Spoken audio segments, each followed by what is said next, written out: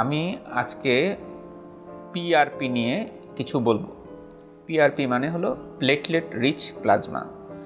Platelet হলো রক্তের যে কোষগুলি আছে তার মধ্যে সবচেয়ে ছোট একটি কোষ। এটির বৈশিষ্ট্য হলো এটি আবার আমাদের দেহের স্টেম সেলের একটা সোর্স হিসেবে কাজ করে।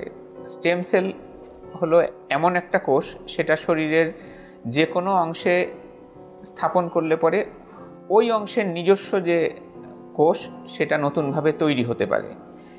এটা চিকিৎসা বিজ্ঞানের একটা বর্তমান সময়ে যুগান্তকারী আবিষ্কার আমি বলবো। কারণ হলো যে কোনো কারণে আমাদের শরীরের কোনো অংশের নিজস্ব কোষ যদি নষ্ট হয়ে যায়, তাহলে সেটাকে প্রতিস্থাপন করার এটা একটা সহজ এবং আমি বলবো যে সস্তা উপায়। ওই প্লেটলেট রিচ প্লাজমা ওখানে দিলে পরে বেশিরভাগ ক্ষেত্রে ওই স্থানের যে নিজস্ব কোষ সেটা নতুনভাবে তৈরি হয় শরীরের স্পেসিফিক কিছু কিছু জায়গা বাদ দিয়ে।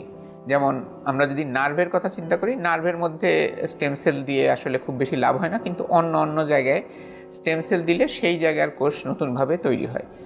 তো পিআরপি নিয়ে ইদানিং অনেক গবেষণা এবং এর বহুবিধ ব্যবহার আমাদের সামনে চলে আসছে। বিভিন্ন কাজে পিআরপি ব্যবহার হয়।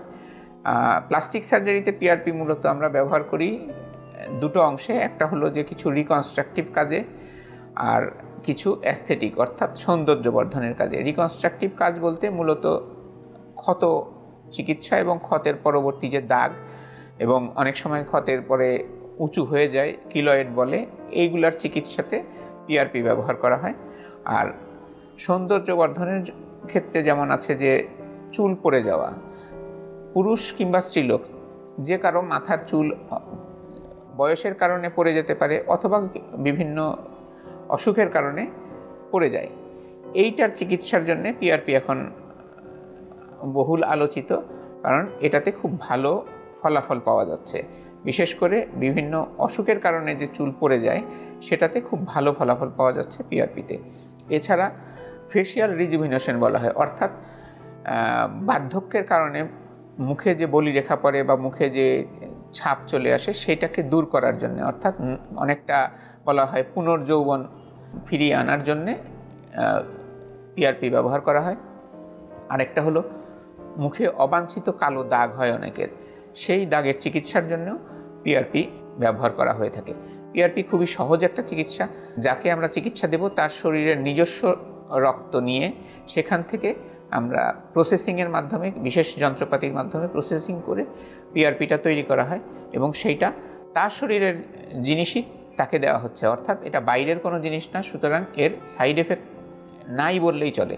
একমাত্র সাইড এফেক্ট বলা হয় যেটা, যে ইনজেকশন দিলে যে ব্যথা হয়, এইটাই হলো পিআরপির একমাত্র সাইড এফেক্ট। এছাড়া পিআরপির তেমন কোনো সাইড এফেক্ট নাই এবং অটোলগাস জিনিস বলে খুব সহজে শরীরের সাথে মানিয়ে যায়। আর যেহেতু এটা রক্ত থেকে হারভেস্ট করা হয়, খুবই অল্প সময়ের মধ্যে খুব অল্প পরিশ্রমে এই কাজটা করা সম্ভব। আপনাদের স্বাস্থ্য বিষয়ে সচেতন করার জন্যই আমাদের এই আয়োজন। তাই প্রতিনিয়ত স্বাস্থ্য বিষয়ে বিভিন্ন টিপস পেতে আমাদের চ্যানেলটি সাবস্ক্রাইব করুন এবং বেশি বেশি লাইক ও শেয়ারের মাধ্যমে সবাইকে আমাদের সঙ্গে সংযুক্ত হবার সুযোগ করে দিন। ডায়াবেটিস চিকিৎসায় 3D বলে একটি কথা প্রচলিত আছে। এই 3D কি? এই 3D হচ্ছে ডিসিপ্লিন, ড্রাগ এবং ডায়েট। আপনি ডিসিপ্লিন লাইফ লিড করছেন, ড্রাগসও খাচ্ছেন, কিন্তু ডায়েট সেটি কেমন হবে? এই বিষয়ে সঠিক পরামর্শ দিতে পারবেন একজন পুষ্টিবিদ। তাই এই বিষয়ে সমন্বিত সেবা দিতে রয়েছে আমরা।